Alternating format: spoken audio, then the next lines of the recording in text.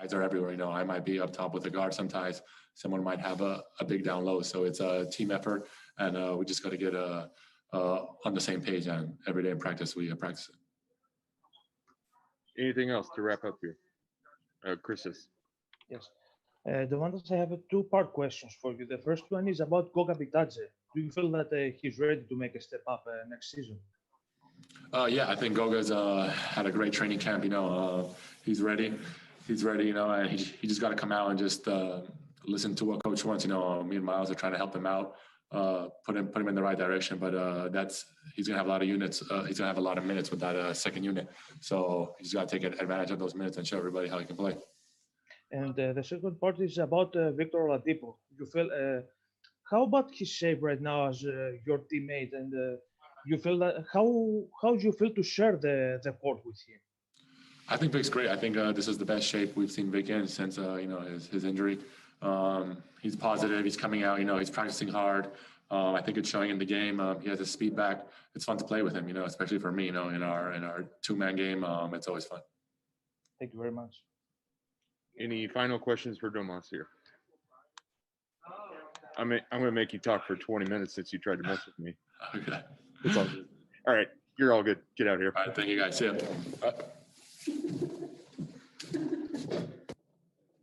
What's traffic to you on a daily basis?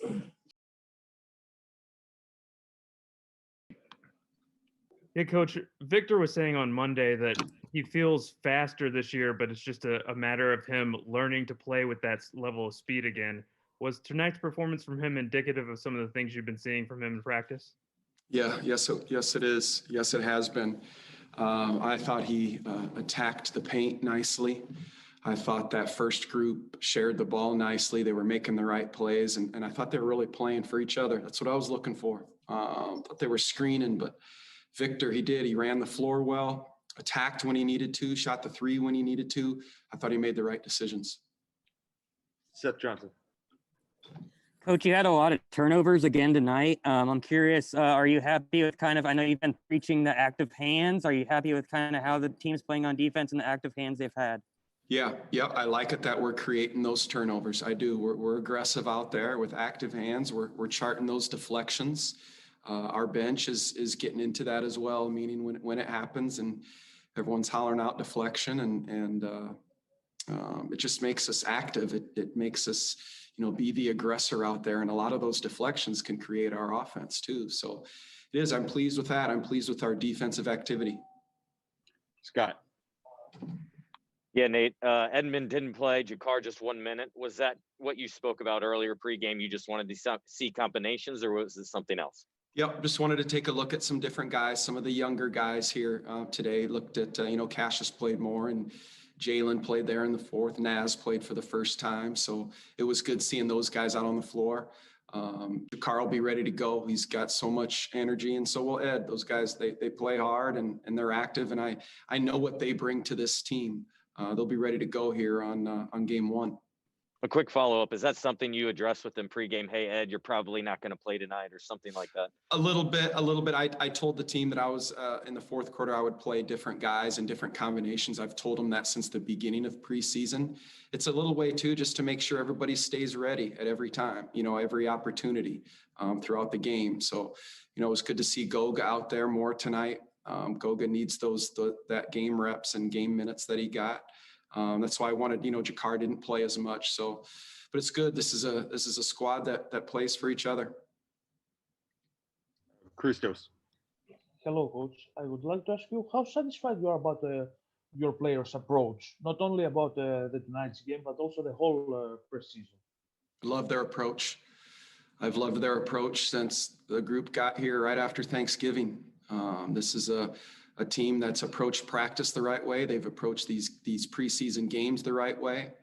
I like the way they approach everything in practice, whether it's film sessions, whether it's pre-practice, post-practice, every drill that we run, their attentiveness in huddles. So I like their approach. That's a sign of a good team. Thank you. Any follow-up questions for Coach? All right, Coach, I think we're set. Thank you. Thanks, everybody.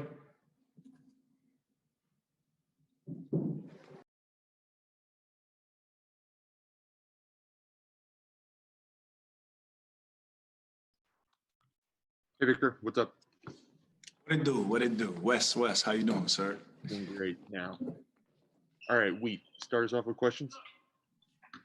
Yeah, Vic, you were saying the other night you felt that your offense would come as you kind of got adjusted to playing with that speed. Was tonight a step in the right direction for you? Yeah, I mean, at the end of the day, you know, in the last 2 years, I probably played like 20 basketball games total, maybe a little more than that. So I just got to be assertive, be aggressive, and when I do that, everything else will take care of itself. Other questions for Vic? Scott. Yeah, Vic, just how strange did tonight seem with no crowd in your home environment? What did that feel like from your perspective? You know, we're starting to get used to it, you know, seeing as how, it's, you know, since the bubble, you know, it really hasn't been any fans, but we miss them. And there's nothing like playing in front of, you know, the pace of fans and playing in this arena when it's packed and, you know, they're locked in and we're locked in. So it's nothing like that, but, you know, we're getting used to, you know, not having them here, but we can't wait to get them back. Vic, I know you guys have probably seen the new arena, but no one else had really until tonight on TV. So your thoughts of the renovations made in Banker's Life? It's fly. I like it. It's hard to really explain what it looked like now, but it's different. But I like it, and it's cool. And I think the fans will love it too. They'll probably have to get, you know, adjusted to it because they're probably used to the old way. But it looks phenomenal, and they did a great job to it. Tony East. Victor, you and Domas really had it rolling tonight. Do you feel like you guys have stronger chemistry than normal heading into the season, or are you guys just really getting your feet under you as a duo? Yeah, I mean, it's been a minute since we've actually played together. If you look at it as far as the calendar goes, but man, we've had that chemistry since he was a rookie in OKC, and they used to put us on the second unit together. So our chemistry ain't going nowhere. You know, we gonna talk about things. We gonna get things straight and figured out. And once we get used to each other, it'll start rolling even better. So, but we just got to keep playing. It'll figure itself out. Seth Johnson. Victor, Domas just recently said that he thinks this is the best he's seen you play since your injury. Is this the best you've felt since your injury? How are you feeling? I'm feeling good. Getting better and better every day. And, you know, it's a process. Everything is a process, especially with this, with the injury that I had. So, but no complaints here. And I'm just got to keep improving, keep working hard, and that's all that matters. Everything else will take care of itself. Christos. Hello, Victor. I would like to ask you, how useful was the preseason games about your shape? Say that again.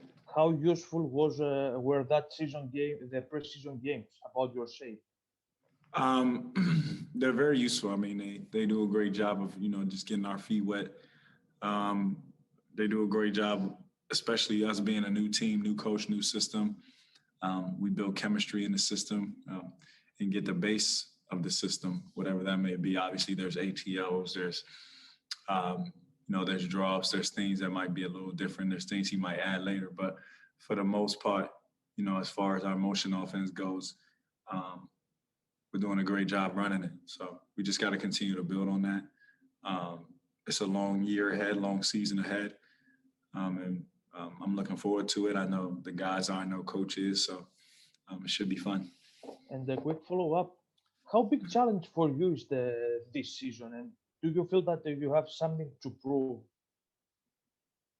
I have something to prove every day of my life, not just with basketball, but every day of my life. And you know, at the end of the day, I just got to be myself and just go and go as hard as I can for as long as I can, no matter what I'm doing. When I do that, I'll be my best self. It won't always be perfect, but I'll be my best self majority of the time. So that's what it's about for me. Thank you. Scott. Vic, I know you spent most of the time on the defensive end. Is that also where the biggest learning curve has been with Nate and his style, or is it somewhere else? Yeah, I think it's everywhere. I think it's just different for in general with him. And, he's a different coach. He has different things that he wants to do. It's not necessarily the same. I mean, granted, it's basketball. There are some things that are just, non-negotiable that you just have to do in the game of basketball. And don't get me wrong, we're doing those things. But, for the most part, things are different. And we have to adjust to them on both ends of the floor. And, I think we're doing a great job doing that. And we have to be patient, just like I know Coach is being very patient with us. And as we continue to grow and as we continue to go through the year, we'll be good. Got time for one more. Ashley Neville. Hi, Vic. I know that you are the really deep thinker. You take a lot of time to reflect on things. What is maybe something that you learn about yourself during this whole pandemic and obviously things taking a turn for not the worst, but just being different than normal? Is there anything that you maybe learn about yourself more as a person, not so much as a player? I learned that sometimes with myself that I'm a very emotional person. And sometimes my emotions can get the best of me. And because I've been emotional for so long, they can get the best of me without me even knowing. And I think during this pandemic, you get a lot of time to reflect and a lot of time to kind of reinvent yourself. And for me, I've started to realize that I need to cherish every moment and cherish every day. And that I can't look too far ahead and I can look back. I only can control right now. And today is what I'm focused on. God willing, I see tomorrow. That's what I'm focused on tomorrow is being the best version of myself every day. And like I said before, it won't always be perfect. But then again, they tell me if the road you're on is clean, then you're on the wrong road. So I just got to keep going. And if I do that, then I know I'll be the best version of myself more often than not. All right, Vic, appreciate the time. You're all good. Thank you. Worldwide West, leave a worldwide mess.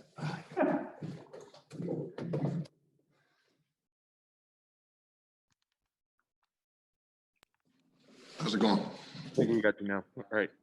Wheat, go ahead and start, please.